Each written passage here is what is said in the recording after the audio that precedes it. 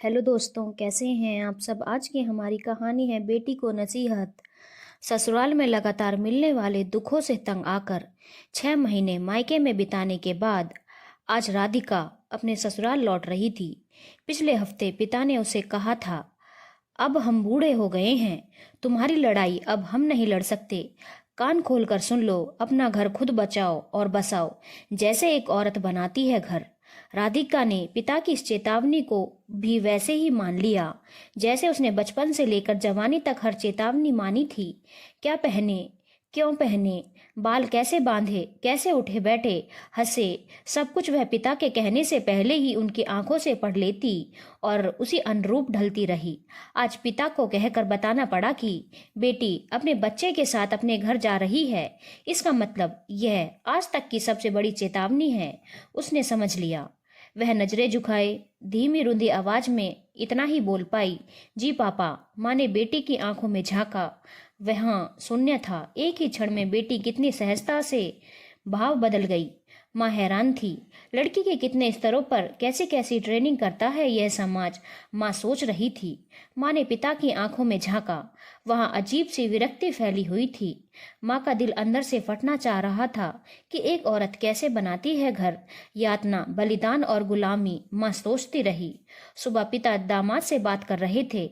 Station पर हमारी बेटी पहुंच जाएगी बेटा, आप जैसा चाहे वैसा रखो, आप उसे स्टेशन से रिसीव करने आ जाना।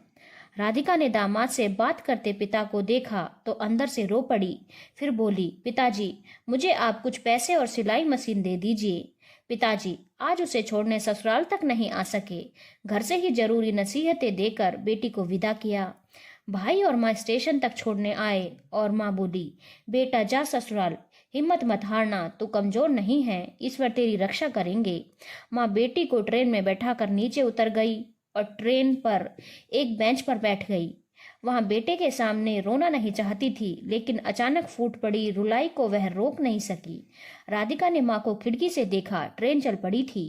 राधिका ने ट्रेन से उतरकर वापस आ जाना चाहती थी, लेकिन उसके सर पर अब नसीहतों की भारी गठरी लाद दी थी।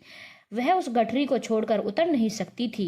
सारे रास्ते वह आंसुओं के सैलाब को पोंछकर मजबूत बनने की कोशिश कर रही थी। अपनी लड़ाई स्वयं लड़ूंगी। अब मुझे खुद अपने पैरों पर खड़े होकर अपने बच्चों को अच्छी शिक्षा और संस्कार देकर इस संसार को दिखा दूंगी कि नारी कमजोर नहीं।